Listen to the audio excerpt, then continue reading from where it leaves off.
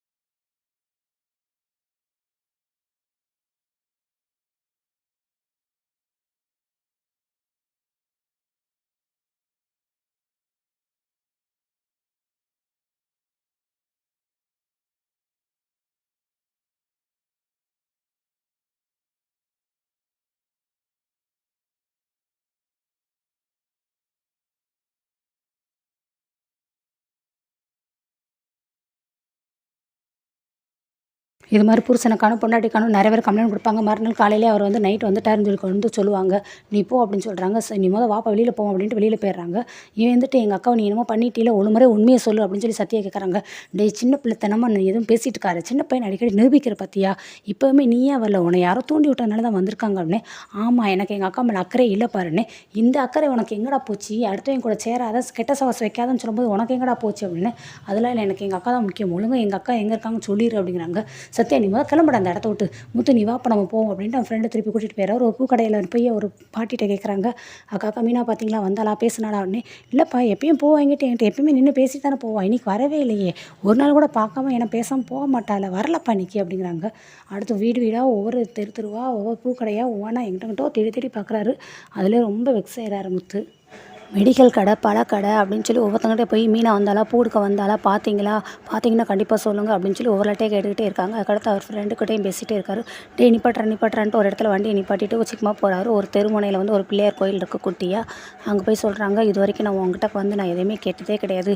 ஏன்னா எனக்கு எந்த தேவையும் இதுவரைக்கும் இருந்ததே இல்ல. உன்னை நிறைய பேர் கும்பிடுறாங்க. நான் யாருக்குமே எந்த தீமையும் செஞ்சதே இல்ல. ஆனா என்னை விட மீனா ரொம்ப நல்லவ. அவள் யாருக்கு எந்த ஒரு கெடுதலும் செஞ்சதே இல்ல. அவள் உன்கிட்ட எப்படி வேண்டுவா, உன்கிட்ட எப்படி வந்து பேசுவாங்கிறது உனக்கே தெரியும். அப்படிப்பட்ட மீனா இல்லாமல் நான் இப்போ இருக்கேன். என்னால் மீனா இல்லாமல் இருக்கவே முடியாது.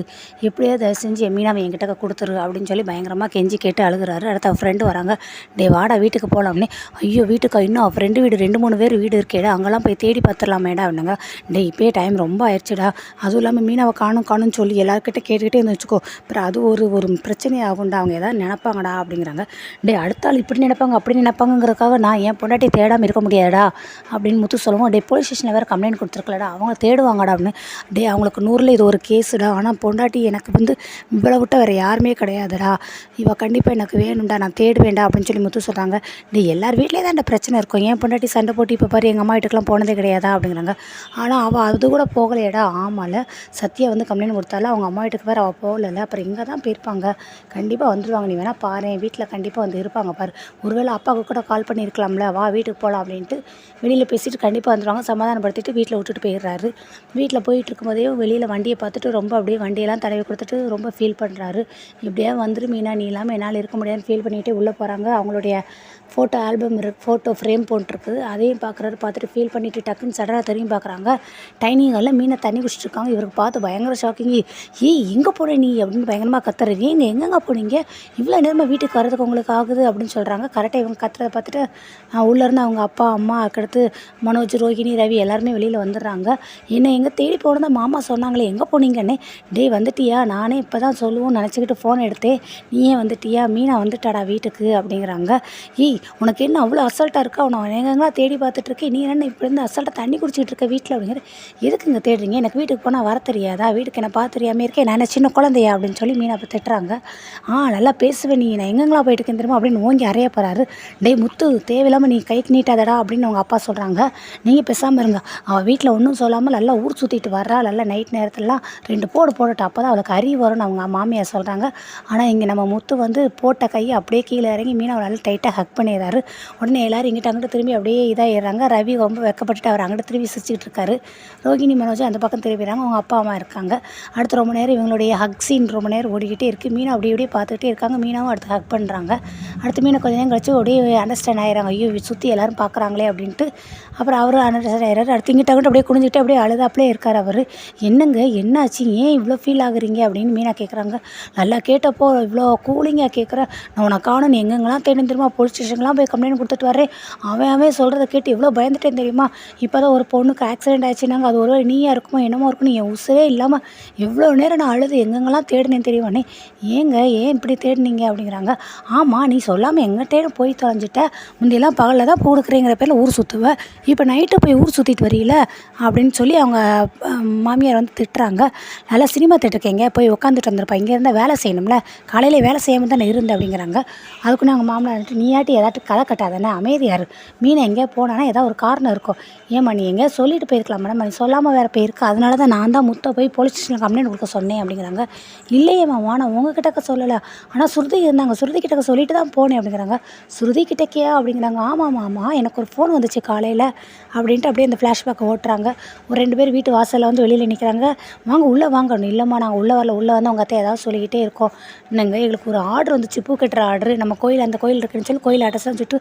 ஆமாம் ரொம்ப பெரிய கோயில் ஒன்று, அந்த கோயிலுக்கு நாளைக்கு கும்பாபிஷேகம், அதனால் அந்த கோயில் கான்ட்ராக்டில் மாலை கட்டுற ஆர்டர் என் வீட்டுக்காரர் தான் எடுத்திருக்காரு, நம்ம எல்லாம் இன்றைக்கி போய் மாலை கட்டணும், ஆனால் கொஞ்சம் லேட் ஆகும், ஃபுல்லாக ஒரு நாள் ஆகும், நைட் ரொம்ப லேட் ஆகும், ஆனால் 3000 கொடுக்குறாங்கன்னு, பெரிய ஆர்டர் தான் போலுக்கு, எனக்கு இன்றைக்கி பூ ஆர்டர் எதுவுமே இல்லை தான் அவ்வளோவா, நானும் உங்கள் கூட வந்து கட்டினா எனக்கு கையில் கொஞ்சம் காசு நிற்கும், இருங்க நான் வீட்டில் சொல்லிட்டு வரேன் அப்படின்ட்டு உள்ளே போகிறாங்க.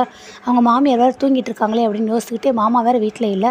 அப்புறம் சுருதி பேசிக்கிட்டு இருக்காங்க. இங்கே எத்தனை தான் கால் பண்ணுவீங்க, நான் வந்துடுறேன் சரியா அப்படின்னு ஹெட்ஃபோனுக்கு காதில் வந்து ஏர்பட் வச்சு பேசிக்கிட்டே இருக்காங்க. ஆனால் மீனா இதை கவனிக்கலை, அவங்களோட முதுகை தான் பார்த்து பேசுகிறாங்க. எனக்கு இந்த மாதிரி கோயிலேருந்து ஆர்டர் வந்திருக்கு, நான் கோயிலில் மாலை கட்ட போகிறேன், வீட்டில் சொல்லிடுங்க, மாமா தான் சொல்லிடுங்க, அவருக்கு ஃபோன் போடலாம் தான், இருந்தாலும் அவருக்கு எனக்கும் காலையில் ஒரு சின்ன மன வருத்தம், அதனால் அவர்கிட்ட நான் ஃபோன் போட்டு பேசலை, நீங்கள் மறக்காமல் சொல்லிடுங்க சுருதின்னு சொல்லிவிட்டு இவங்க போகிறாங்க. சுருதியும் இங்கே ஹெட்ஃபோனில் பேசிகிட்டே இருக்கிறாங்க. சரி ஓகே அப்படின்ட்டு டவல் எடுத்துகிட்டு குளிக்க போயிடுறாங்க. இவங்களுக்கு தான் ஓகே சொன்னதுன்னு நினச்சிக்கிட்டு இவங்க கிளம்பிடுறாங்க. மீனா நான் சுருதி கிட்டக்க சொல்லிட்டு தான் மாமா போனேன் அப்படின்னு சொல்லி மீனா சொல்கிறாங்க. என்னடா உன் பழக்குரல் கிட்டக்க சொன்னேங்கிறா, ஆனால் ஒன்று கூட சொல்லலையா அப்படின்னு சொல்லி முத்து கோவப்படுறாரு. இல்லையே சுருதி கிட்ட சொன்னேங்கிறது அண்ணி சொல்லி தான் எனக்கு தெரியும் அப்படிங்கிறாங்க. கரெக்டாக சுருதியும் உள்ளே வந்துடுறாங்க. என்ன மீனா வந்துட்டிங்களா, காலையிலேருந்து உங்களை ஆளையே காணோம், உங்களை தேடி முத்து எங்கெங்கெல்லாம் தேடினார் தெரியுமா, ஏன் இப்படி சொல்லாமல் போனீங்க அப்படின்னு கேட்குறாங்க. எல்லோரும் ஷாக் ஆகுது. பார்த்தீங்களா சுருதி கிட்ட சொல்லவே இல்லை, இவள் பொய் சொல்லியிருக்கா, இவளெல்லாம் ஊர் சுத்த கிளம்பிட்டா, இப்போலாம் நம்ம எதாவது கேட்போம்னு சொல்லி நம்மக்கிட்ட காரணம் சொல்லுங்கிறதுக்காக சொல்லிட்டு போனேங்கிறா அப்படின்னு மாமியார் சொல்கிறாங்க. என்னமோ உன்ட்ட சொன்னதாக தான் நம்ம சொல்கிறான்னு. இல்லையே என்கிட்ட எதுவும் சொல்லலையேன்னே அப்படியே ஷாக் ஆகுறாங்க எல்லாருமே. சுருதி காலையில் உங்ககிட்ட நான் சொல்லிட்டு தானே போனேன் கோயிலுக்கு மாலை கட்டுறேன் அப்படின்னு. இல்லையே மீனா நீங்கள் என்கிட்ட சொன்னீங்க, நான் காலையில் டிஃபன் சாப்பிட வந்தேன், நீங்கள் சமைக்கலான்னு சொன்னீங்க, அப்போ உங்களை பார்த்தது, அதுக்கடுத்து நான் இப்போ தானே உங்களை பார்க்குறேன் அப்படிங்கிறாங்க. என்ன அவங்கள்ட்ட சொன்னதாக தான் அவங்க சொன்னாங்க அப்படின்ட்டு ரோஹிணியும் கேட்குறாங்க. இது என்ன புது குழப்பமாக இருக்குது அப்படிங்கிறாங்க. அதுக்கடுத்து அண்ணாமலை சொல்கிறாரு, ஏதோ ஒரு குழப்பம் நடந்திருக்கு சரியா, ஆளாளுக்கு ஒன்றுனா பேசாதீங்க அப்படின்னு அண்ணாமலை சொல்கிறாங்க. ஸோ இதோட இந்த எபிசோடை முடிக்கிறாங்க. இதோ தொடர்ச்சி நம்ம நாளை பார்ப்போம். ஸோ மறக்காமல் நம்ம சேனலை சப்போர்ட் பண்ணி உங்களோட சப்ஸ்கிரைப் தெரியுங்க. நம்ம வீடியோ கண்டினியூ வந்துக்கிட்டே இருக்கும். தேங்க்யூ.